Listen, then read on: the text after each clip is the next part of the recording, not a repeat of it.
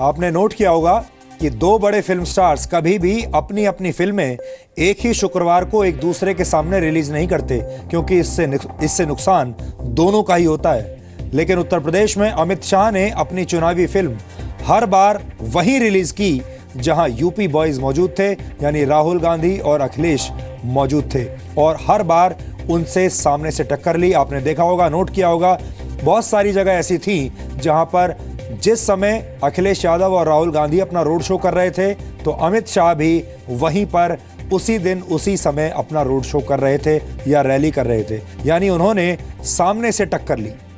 जिस दिन समाजवादी पार्टी और अखिलेश यादव का गठबंधन हुआ, जिस दिन उन्होंने हाथ मिलाया, उसी दिन से बीजेपी ये कह रही थी कि उत्तर प्रदेश में उनकी जीत पक्की हो गई है, और आज के नतीजों ने बीजेपी की इस बात को साबित भी कर दिया। उत्तर प्रदेश के लोगों को अखिलेश यादव और राहुल गांधी का ये साथ पसंद नहीं आया। हालांकि अपने प्रचार में वो यही कहते रहे कि यूपी को ये साथ पसंद है, लेकिन असल में ये साथ पसंद आया नहीं। उत्तर प्रदेश में समाजवादी पार्टी की हार की स्क्रिप्ट बहुत पहले ही लिखी जा चुकी थी। कैसे, ये हम आपको बताते हैं। 2012 के चुनावों में उत्तर प्रदेश ने समाजवादी पार्टी को पूर्ण बहुमत दिया था, और मुलायम सिंह यादव ने जब अखिलेश यादव को मुख्यमंत्री बनाया तो लोगों को बहुत उम्मीदें बंध गई थी कि वो कुछ नया करेंगे। लेकिन अखिलेश शुरू के 4 साल कोई करिश्मा नहीं कर पाए। पार्टी पर भ्रष्टाचार के आरोप लगे, उत्तर प्रदेश की कानून व्यवस्था पर सवाल उठे, महिलाओं की सुरक्षा पर सवाल उठे, और विकास बैकसीट पर चला गया। अखिलेश यादव ने बाद में काम तो किया और इन चुनावों में काम बोलता है का नारा भी दिया, लेकिन जब तक उन्होंने काम शुरू किया तब तक बहुत देर हो चुकी थी, और इन चुनावों में उनका काम बोल नहीं पाया। कुल मिलाकर करीब 4.5 वर्षों तक उत्तर प्रदेश की जनता यही सब झेलती रही, और फिर समाजवादी पार्टी में झगड़े का धारावाहिक शुरू हो गया। अखिलेश यादव अपने चाचा और पिता से भिड़ गए। कई दिनों तक देश के सबसे बड़े राजनीतिक परिवार का यह झगड़ा न्यूज चैनल्स और अखबारों की हेडलाइंस बना रहा। समाजवादी पार्टी टूटने की कगार पर पहुंच चुकी थी। जनता के बीच अखिलेश यादव के पक्ष में सहानुभूति बढ़ाने की कोशिश की गई। ये प्रचार किया गया कि अब तक तो चाचा और उनके पिता अखिलेश यादव को काम ही नहीं करने दे रहे थे, लेकिन अब वो उत्तर प्रदेश को लेकर गंभीर हो गए हैं और कुछ बड़े काम करना चाहते हैं। कई एक्सपर्ट्स ने इस पूरे झगड़े को उस समय फिक्स्ड भी बताया था। इसके बाद अखिलेश यादव ने कांग्रेस से गठबंधन कर लिया और समझौते के तहत कांग्रेस पार्टी को 2-4 नहीं बल्कि पूरी 105 सीटें दे दी। लेकिन इन 105 सीटों में से कांग्रेस सिर्फ 7 सीटें ही जीत पाई। अब आप खुद सोचिए, उत्तर प्रदेश में 403 सीटें हैं, 105 सीटों का मतलब हुआ लगभग 1/4 सीटें अखिलेश यादव ने राहुल गांधी को एक तरीके से तोहफे में दे दी, और वो 105 सीटें बर्बाद हो गई। बीजेपी ने भी इस बार उत्तर प्रदेश के गठबंधन में अपने गठबंधन में कुछ पार्टियों के साथ मिलकर चुनाव लड़ा था। बीजेपी ने अपना दल और सुहेल देव भारतीय समाज पार्टी के साथ गठबंधन किया, लेकिन ये स्मार्ट गठबंधन था। कैसे, आपको बताते हैं। अपना दल ने 11 सीटों पर चुनाव लड़ा, जिसमें से उसने 9 सीटें जीत ली, यानी 11 में से 9 सीटें अपना दल ने जीती। जबकि सुहेल देव भारतीय समाज पार्टी ने 8 सीटों पर चुनाव लड़ा और उसमें से उसने 4 सीटों पर जीत हासिल की। जबकि कांग्रेस को 105 सीटों पर चुनाव लड़ने के बावजूद सिर्फ 7 सीटें मिली हैं। यानी अगर परसेंटेज के हिसाब से देखें तो अपना दल का स्ट्राइक रेट करीब 82% रहा और सुहेल देव भारतीय समाज पार्टी का स्ट्राइक रेट 50% रहा, जबकि कांग्रेस का स्ट्राइक रेट सिर्फ 6.6% रहा। सिर्फ 6.6% के स्ट्राइक रेट वाली पार्टी को अखिलेश यादव ने 105 सीटें दे दी, जो उनकी बहुत बड़ी गलती थी, और इसीलिए 1/4 सीटें, 105 सीटें बर्बाद हो गई। हालांकि ये बात कहना पूरी तरह से गलत होगा कि अखिलेश यादव गठबंधन की वजह से ही हारे हैं। हम आपको बता चुके हैं कि पूरे उत्तर प्रदेश में उनके खिलाफ लोगों में आक्रोश था, जिसे वो समझ नहीं पाए, पढ़ नहीं पाए, और इसीलिए उत्तर प्रदेश के लोगों ने उन्हें इतनी बुरी तरह से हराया। हालांकि चुनावों के दौरान मैंने अखिलेश यादव का लखनऊ में उनके घर जाकर एक इंटरव्यू किया था, और तब उस दिन वो अपनी जीत को लेकर बहुत आश्वस्त थे। मैंने उनसे यह सवाल किया था कि क्या वो अब अपनी पैकिंग शुरू कर चुके हैं, क्योंकि हो सकता है चुनावों के बाद उन्हें ये मुख्यमंत्री आवास छोड़ना पड़े। लेकिन उस दिन उन्होंने कहा था कि न जाने क्यों, लेकिन उन्हें ऐसा लगता है कि वो इसी मुख्यमंत्री आवास में आने वाले वर्षों तक रहते रहेंगे। कोई भी व्यक्ति अगर आपकी स्थिति में हो इस वक्त, जो कि 5 साल मुख्यमंत्री रह चुका हो और अब उसको ये नहीं पता कि अगले महीने उसको इस घर में रहना है कि नहीं रहना है, तो बहुत सारी प्लानिंग करता है।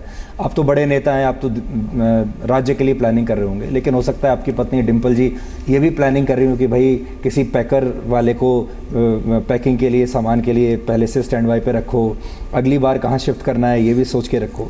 तो आपने ऐसा कुछ सोच के रखा है कि आप कहाँ शिफ्ट करेंगे इसके बाद? मेरे करीब के लोग जानते होंगे, बहुत ज़्यादा सामान में लेके नहीं चलता, और ये सरकारी मुख्यमंत्री आवास में बहुत ज़्यादा सामान भी नहीं है। अगर जाना ही पड़ा तो बहुत ज़्यादा सामान मुझे ले जाने की ज़रूरत नहीं पड़ेगी, ना पैकर को बुलाने की ज़रूरत पड़ेगी। लेकिन मुझे भरोसा है कि जनता दोबारा समाजवादी पार्टी को मौका दे रही है, इसलिए अभी किसी का इंतज़ाम करने की ज़रूरत नहीं है। 11 मार्च को जब परिणाम आएगा तो आप फिर देखोगे कि समाजवादी पार्टी फिर यहीं पर सत्ता में दोबारा वापस आ गई। तो मतलब अभी पैकिंग के बारे में आप सोच नहीं रहे हैं?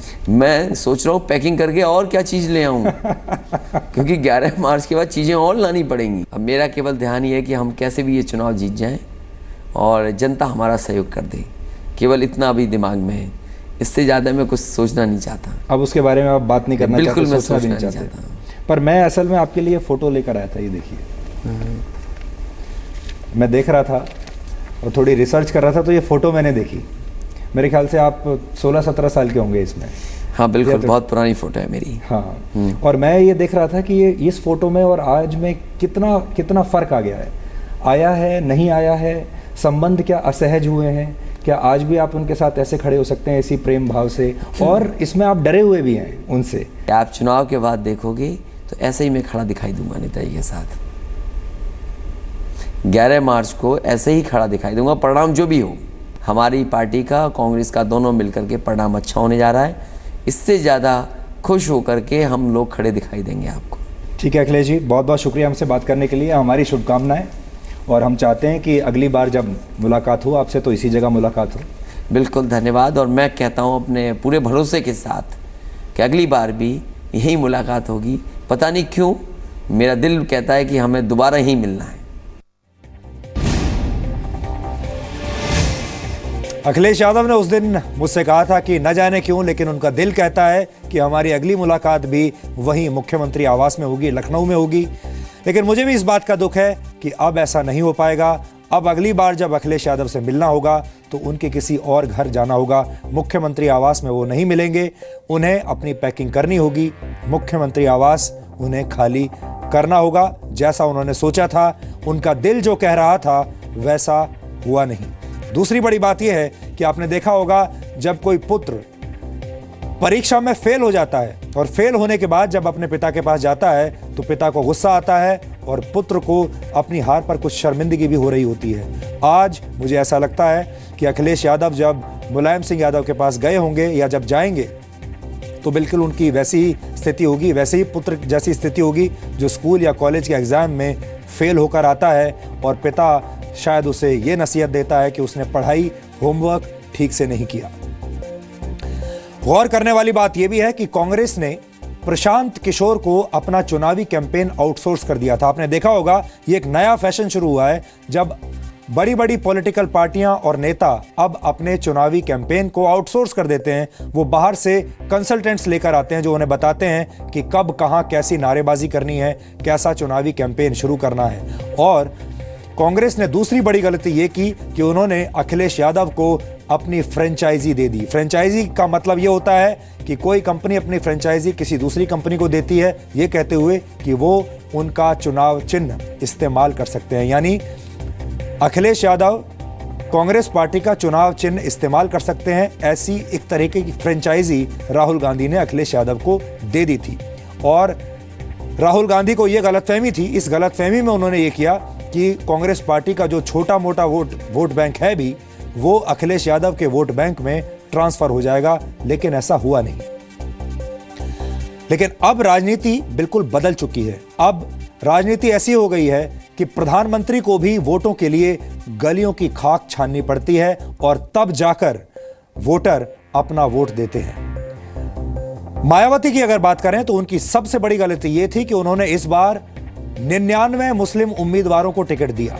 उन्हें लगा कि मुसलमान और दलित मिलकर उन्हें जिता देंगे। उन्हें यह लगा कि 99 मुस्लिम उम्मीदवारों को टिकट देकर उन्हें मुसलमानों के तमाम वोट मिल जाएंगे। लेकिन लगता है कि मायावती के मुस्लिम उम्मीदवारों ने सिर्फ समाजवादी पार्टी और कांग्रेस के वोट काटे, यानी समाजवादी पार्टी और बीएसपी ने एक दूसरे के मुसलमान वोट काटे और उसका फायदा, उसका लाभ हुआ बीजेपी को।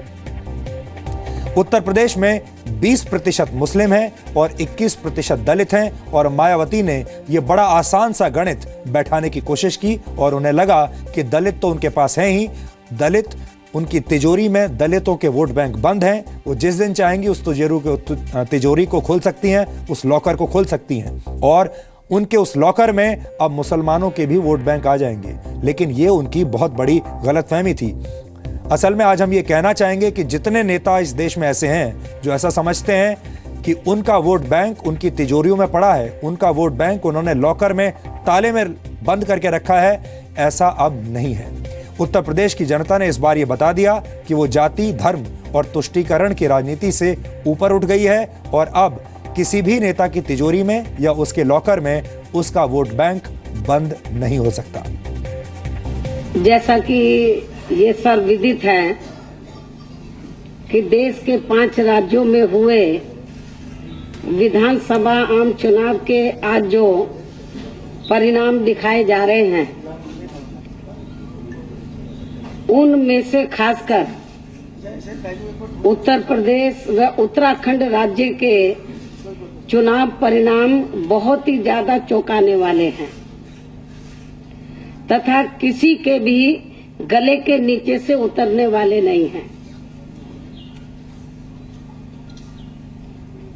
शायद आप लोगों के भी गले के नीचे से आसानी से उतरने वाले नहीं हैं। इन दिखाए जा रहे परिणामों से ऐसा साफ तौर पर प्रतीत होता है कि वोटिंग मशीन ने बीजेपी के सिवाय किसी दूसरी पार्टी के वोट को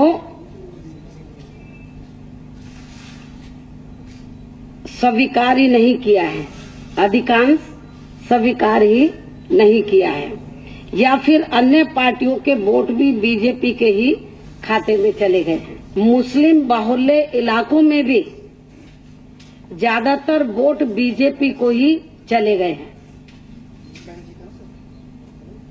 जिससे इस आशंका को और भी ज्यादा बल मिलता है कि वोटिंग मशीनों को अवश्य ही मैनेज किया गया है। उत्तर प्रदेश का चुनाव का परिणाम आ चुका है और इस उत्तर प्रदेश के परिणाम, जनता का जो भी फैसला है,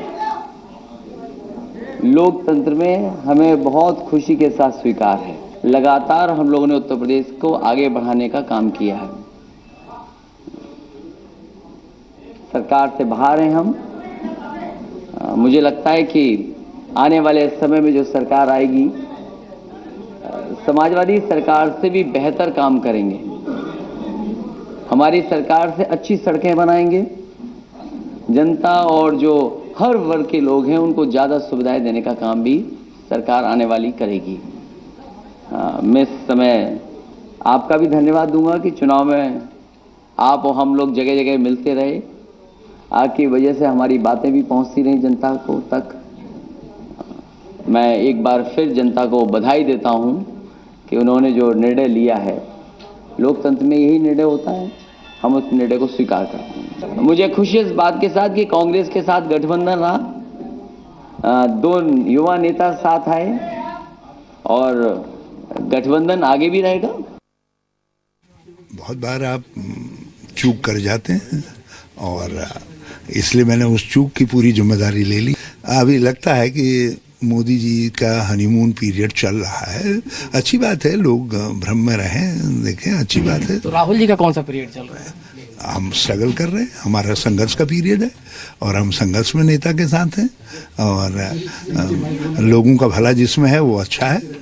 यदि उत्तराखंड, मेरा अपना मानना है कि हमारी गवर्नमेंट ने 2-2.5 साल में जो काम किया वो बहुत उल्लेखनीय है, लेकिन उसके बावजूद मालिक ने जैसा उचित समझा वैसा निर्णय दे दिया। उस निर्णय को हम स्वीकार कर रहे हैं। मणिपुर, पंजाब और गोवा तीनों की जीत ने उन सब लोगों को करारा जवाब दिया है जो बार बार कांग्रेस मुक्त भारत का झूठा सपना देखते थे। इन तीनों प्रांतों के लोगों ने सच्चाई का आईना उन सब ताकतों और व्यक्तियों को दिखा दिया है जो कांग्रेस मुक्त भारत अपना ध्येय मानते थे। एक बार फिर साबित हुआ है कि कांग्रेस इस देश के लोगों की आत्मा, दिलों और मस्तिष्क के अंदर रहती है। हम भारतीय जनता पार्टी, देश के प्रधानमंत्री श्री नरेंद्र मोदी जी और भाजपा अध्यक्ष श्री अमित शाह जी को भी मुबारकबाद देते हैं उनकी उत्तर प्रदेश और उत्तराखंड की जीत के लिए। हम इन दोनों राज्यों के लोगों के जनादेश के आगे अपना सर झुकाते हैं और उसे स्वीकार करते हैं। हम न केवल दोनों राज्यों में हुई हार के लिए भारतीय राष्ट्रीय कांग्रेस के नेता और कार्यकर्ता अंतर्मंथन करेंगे, परंतु हम उन सब कारणों की समीक्षा करेंगे जिनकी वजह से उत्तर प्रदेश और उत्तराखंड में हम व्यापक जीत हासिल नहीं कर पाए। जो नतीजे आए हैं वो भारतीय जनता पार्टी के लिए बड़े उत्साहवर्धक और आनंदित करने वाले नतीजे हैं। उत्तर प्रदेश, उत्तराखंड, गोवा और मणिपुर चारों राज्यों में भारतीय जनता पार्टी सरकार बनाने जा रही है और पंजाब में हालांकि हम चुनाव हारे हैं मगर 30% से ज्यादा वोट हमारे गठबंधन ने प्राप्त किया है। नरेंद्र मोदी के नेतृत्व की जीत है, मेरी पार्टी के करोड़ों कार्यकर्ताओं के परिश्रम की जीत है। तो सरकार की कार्यवाही है, जो सरकार का कामकाज है, इस पर ये 5 राज्यों की जनता ने मुहर लगाई है। पूरे चुनाव में विपक्ष के द्वारा नरेंद्र मोदी जी पर व्यक्तिगत और भारतीय जनता पार्टी पर जो अपप्रचार किया गया, मैं मुद्दों में जाना नहीं चाहता, इसका करारा जवाब इस राज्यों की जनता ने दिया है और इस नतीजे आज सबके सामने हैं। देखिए, मायावती जी ने जो ईवीएम पर टिप्पणी करी है, मैं इनकी मनस्थिति समझ सकता हूं, मगर मैं इनकी टिप्पणी पर कोई टिप्पणी करना नहीं चाहता। शुद्ध रूप से योग्यता के आधार पर चयन होगा। हमारी पार्टी के योग्यतम व्यक्ति को मुख्यमंत्री के लिए हम चयनित करें। इन तमाम लोगों में मायावती ऐसी अकेली नेता हैं जिनसे अपनी हार स्वीकार नहीं हो रही है। उनकी हार उनके गले के नीचे उतर नहीं रही है और वो आरोप ये लगा रही हैं कि इलेक्ट्रॉनिक वोटिंग मशीन्स जो थी उनमें कुछ गड़बड़ी हुई है, फजिंग हुई है और जिसने जो भी बटन दबाया, बटन कोई भी दबाया हो, लेकिन वोट बीजेपी को गया है और वो समझ नहीं पा रही हैं कि वो इतनी बड़ी हार उनको कैसे मिल सकती है। वैसे इन चुनावों में जिस सबसे बड़े बदलाव की चर्चा हो रही है वो है मुस्लिम वोट बैंक। ये वो वोट बैंक है जिस पर समाजवादी पार्टी और कांग्रेस के साथ साथ बीएसपी यानी मायावती को भी बड़ा विश्वास था। इन पार्टियों ने टिकट का बंटवारा इसी समीकरण को ध्यान में रखकर किया था और आपको याद होगा मायावती ने 99 मुसलमान कैंडिडेट्स को टिकट दिया था, ये सोचकर कि अब मुसलमान उन्हें वोट करेंगे। चुनाव प्रचार के दौरान कई बार मुस्लिम वोटों के तुष्टीकरण की कोशिश की गई। मायावती की पार्टी ने 99 टिकट मुस्लिम प्रत्याशियों को दिए थे। धर्म प्रचारकों के जरिए बार बार यह अपील करवाई गई कि मुस्लिम समुदाय बीएसपी को ही वोट दे, लेकिन अब आपके लिए जानना जरूरी है कि मुस्लिम तुष्टीकरण की ये नीति फेल कैसे हो गई। इसका गणित अब हम आपको समझाते हैं। दरअसल उत्तर प्रदेश में 134 सीटें ऐसी हैं जहां मुस्लिम वोट्स बहुत मायने रखते हैं, जहां मुस्लिम वोट्स 20% या उससे ज्यादा है। लेकिन आपको जानकर हैरानी होगी कि इनमें से करीब 101 सीटों पर बीजेपी ने या तो जीत हासिल की है या फिर बीजेपी के प्रत्याशी आगे चल रहे हैं। यानी करीब करीब 104 सीटें इसमें से ऐसी हैं जहां पर बीजेपी या उसके गठबंधन वाली पार्टियों के प्रत्याशी आगे चल रहे हैं, जीत रहे हैं। समाजवादी पार्टी के हिस्से में इनमें से 21 सीटें आईं। मुस्लिम प्रत्याशियों को 99 टिकट देने वाली बीएसपी इनमें से सिर्फ 8 सीटें जीत पाई। आपको बता दें कि बीएसपी ने इस बार दलितों से भी ज्यादा टिकट्स मुस्लिम प्रत्याशियों को दिए थे। हम आपको बता दें कि ये आंकड़े चुनाव आयोग की वेबसाइट से हमने हासिल किए हैं और इनमें अभी भी बदलाव हो सकते हैं। लेकिन आपको ये जानकर हैरानी होगी कि मुस्लिम आबादी ने इस बार तुष्टीकरण से कैसे किनारा कर लिया। सबसे हैरानी भरा उदाहरण सहारनपुर की देवबंद सीट है, जहां से बीजेपी के प्रत्याशी ब्रजेश ने जीत हासिल की है। 2011 के सेंसस के मुताबिक देवबंद में मुस्लिम आबादी 40% है, जबकि हिंदुओं की आबादी 59.7% है। यानी ये एक ऐसी सीट है जहां मुस्लिम वोट बहुत मायने रखता है। इस सीट से बीजेपी के हिंदू उम्मीदवार का जीतना ये साबित करता है कि मुस्लिम मतदाता अब तुष्टीकरण की राजनीति से तौबा कर रहे हैं। आपको बता दें कि देवबंदी मुस्लिम विचारधारा का केंद्र रहा है और पाकिस्तान और भारत के करीब 20% मुस्लिम खुद को देवबंदी ही कहते हैं और यहां से बीजेपी की जीत हुई है। अब आप सोचिए, जब इस्लाम की एक विचारधारा के केंद्र कहे जाने वाले इलाके में एक हिंदू बीजेपी उम्मीदवार जीतता है तो इससे क्या संदेश मिलता है? इससे यह संदेश मिलता है कि भारत का मतदाता सिर्फ मतदाता है, वोटर सिर्फ वोटर है, वो ना हिंदू है ना मुसलमान है। और ये मतदाता तुष्टीकरण की राजनीति नहीं बल्कि सिर्फ विकास चाहता है। फिर चाहे हिंदू इलाके का विकास एक मुसलमान विधायक करे या फिर मुस्लिम इलाके का विकास एक हिंदू विधायक करे। वैसे कई चुनावी विशेषज्ञ ये मान रहे हैं कि बहुत सारी मुस्लिम महिलाओं ने बीजेपी को इसलिए वोट दिया है क्योंकि ये महिलाएं ट्रिपल तलाक की प्रथा के खिलाफ हैं और इस मुद्दे पर बीजेपी ने उनका साथ दिया। यहां पर हम आपके साथ एक और बात शेयर करना चाहते हैं और वो ये कि आज जब हम चुनावी नतीजों पर अपनी स्पेशल कवरेज कर रहे थे तब हमें बहुत सारे लोग ट्वीट भी कर रहे थे। इन्हीं में से एक ट्वीट सामाजिक कार्यकर्ता अंबर जैदी का भी था और अंबर जैदी ने अपने ट्वीट में क्या लिखा मैं आपको पढ़कर सुनाता हूं। उन्होंने एक बड़ी खास बात लिखी। उन्होंने लिखा, BJP winning in Deoband shows the impact of the Zee News show Fateh का फतवा in destroying the mullahs hold on Muslim Indian. यानी जी न्यूज के शो फतेह का फतवा ने समाज की बंद सोच को खोलने का काम किया। बहुत सारे लोग ये कह रहे हैं कि तारिक फतेह का जो शो जी न्यूज पर आता है जिसका नाम है फतेह का फतवा, उसने बहुत सारे मुसलमानों को, खासतौर पर मुस्लिम महिलाओं को बहुत सोशल अवेयरनेस दी है, उन्हें जागरूक किया है। हम आपको याद दिला दें कि फतेह का फतवा जी न्यूज पर आने वाला एक ऐसा शो है जिसमें हम मुस्लिम समुदाय से जुड़ी तमाम परंपराओं का पूरा सच देश के सामने रखते हैं, लॉजिक के साथ इस पर बहस करते हैं और लोगों को जागरूक बनाते हैं। इस शो का मकसद है देश की सोच में पॉजिटिव बदलाव लाना और हमारा मानना है कि असली पत्रकारिता वही है जो समाज के तमाम वर्गों को बहस करने का एक मौका देती है और इस बहस से देश की समस्याओं के समाधान निकालती है। ट्रिपल तलाक जैसी समस्याओं को लेकर हमने समाज में एक जागरूकता फैलाई है और इसका पॉजिटिव असर देखने को मिल रहा है। ये नतीजे आने से पहले जब मैंने बीजेपी अध्यक्ष अमित शाह का वो इंटरव्यू किया तो उन्होंने साफ तौर पर कहा था कि बीजेपी ट्रिपल तलाक पर बहस चाहती है और उनकी पार्टी चाहती है कि बाकी की पार्टियां भी इस पर अपना रुख साफ करें, लेकिन बाकी की पार्टियों ने ऐसा किया नहीं। आर्टिकल 370, कॉमन सिविल कोड और राम मंदिर। बीजेपी ट्रेडिशनली ये 3 मुद्दों के लिए जानी जाती है। पहले आप कहते थे हमारी सरकार जब आएगी तो हम कुछ करेंगे, अभी तो हम विपक्ष में हैं। फिर सरकारें भी आनी, आपकी केंद्र में भी आ गई, राज्यों में भी आनी शुरू हो गई, लेकिन इन तीनों ही मुद्दों पर कोई प्रगति देखने को नहीं मिली। तो आपका जो ट्रेडिशनल सपोर्टर है वो आज ये पूछता है कि भाई इन तीनों पर क्या हुआ? देखिए,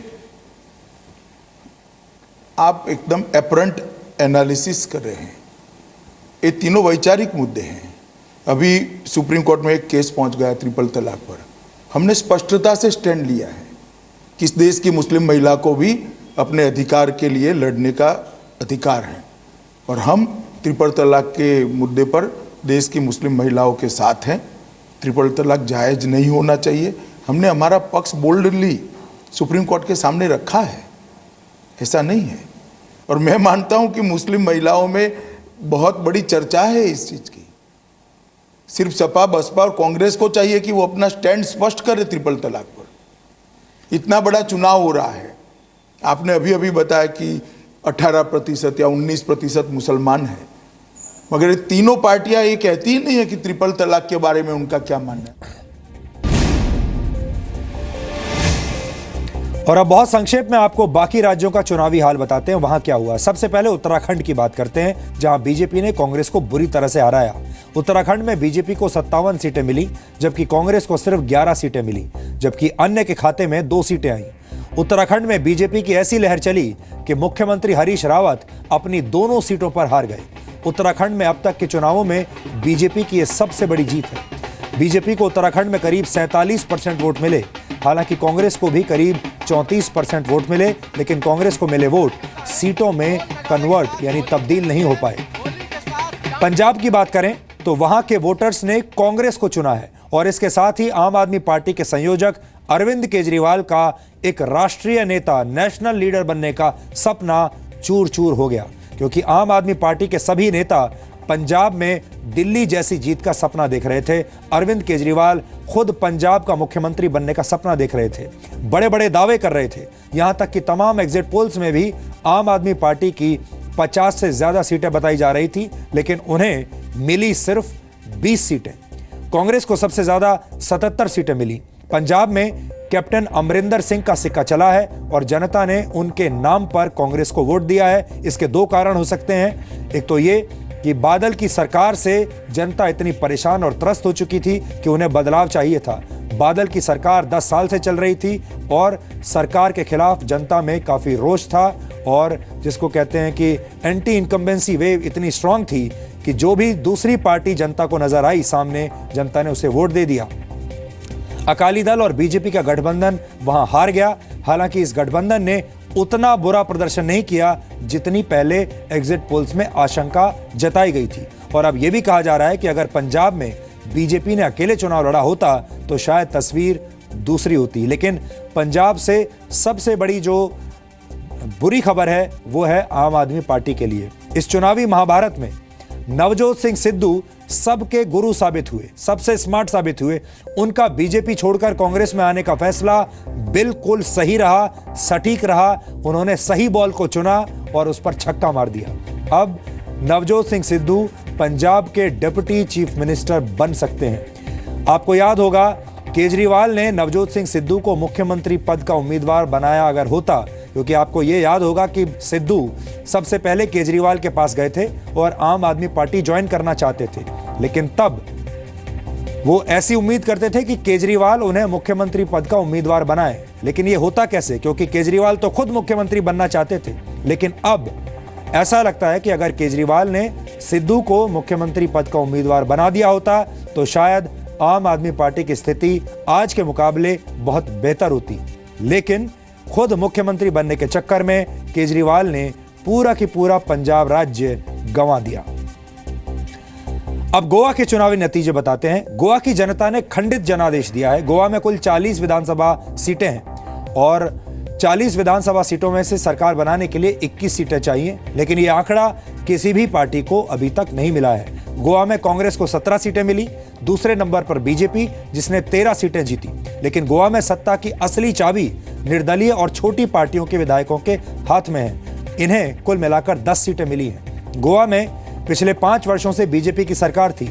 यहां बीजेपी को 2012 में 21 सीटें मिली थी, जबकि कांग्रेस के पास 9 सीटें थी। यानी कांग्रेस का प्रदर्शन इन चुनावों में बेहतर हुआ, लेकिन कांग्रेस भी फिलहाल सरकार बनाने की स्थिति में नहीं है।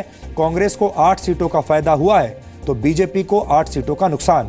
हार के बाद गोवा के मुख्यमंत्री लक्ष्मीकांत पार्सेकर ने अपने पद से इस्तीफा दे दिया है। वैसे यहां सबसे बुरी स्थिति एक बार फिर आम आदमी पार्टी की रही, जिसे एक भी सीट नहीं मिली, जबकि आम आदमी पार्टी ने गोवा को लेकर बड़े बड़े दावे किए थे और कहा जा रहा था, आम आदमी पार्टी के नेता कहते थे कि गोवा में उन्हीं की सरकार आ रही है। लेकिन बीजेपी को मनोहर पर्रिकर को, जो कि पहले गोवा के मुख्यमंत्री थे, मनोहर पर्रिकर को गोवा से दिल्ली शिफ्ट करना बीजेपी को काफी महंगा साबित हुआ, क्योंकि न सिर्फ बीजेपी की जो टैली है वो गिर गई गोवा में, बल्कि बीजेपी के मुख्यमंत्री जो गोवा में हैं वो भी अपना चुनाव हार गए। फिलहाल समीकरण ये है कि गोवा में महाराष्ट्रवादी गोमांतक पार्टी और गोवा फॉरवर्ड पार्टी के तीन विधायकों ने जीत हासिल की है। इनमें से महाराष्ट्रवादी गोमांतक पार्टी बीजेपी को समर्थन दे सकती है और गोवा फॉरवर्ड पार्टी साफ कर चुकी है कि वो कांग्रेस के साथ हाथ नहीं मिलाएगी। इसके अलावा यहां से 4 निर्दलीय विधायक भी जीते हैं, जिनमें से 2 बीजेपी के पक्ष में जा सकते हैं। गोवा चुनाव में रक्षा मंत्री मनोहर पारिकर की साख भी दांव पर लगी थी, जिसे बीजेपी की हार से काफी झटका लगा है। लेकिन गोवा में सबसे बुरी हार आम आदमी पार्टी की हुई है। आम आदमी पार्टी के नेताओं को अब आत्ममंथन की जरूरत है। आपको बता दें कि आम आदमी पार्टी के नेता आज सुबह से ही लगातार ट्वीट कर रहे थे और मीडिया में यह दावा कर रहे थे कि उनकी पार्टी को गोवा और पंजाब में ऐतिहासिक जीत मिलेगी, क्योंकि अरविंद केजरीवाल के रूप में भारत की जनता को एक नया जननायक मिल गया है। लेकिन फिलहाल स्थिति यह है कि आम आदमी पार्टी के नेताओं को गोवा में कुछ भी हासिल नहीं हुआ और पंजाब में भी केजरीवाल की पार्टी दूसरे नंबर पर है। अब आम आदमी पार्टी के नेताओं को यह सोचना होगा कि वो गोवा में जीत के लिए काम कर रहे थे या फिर दिल्ली से गई कार्यकर्ताओं की भीड़ गोवा में सियासी हॉलिडे पैकेज का मजा ले रही थी।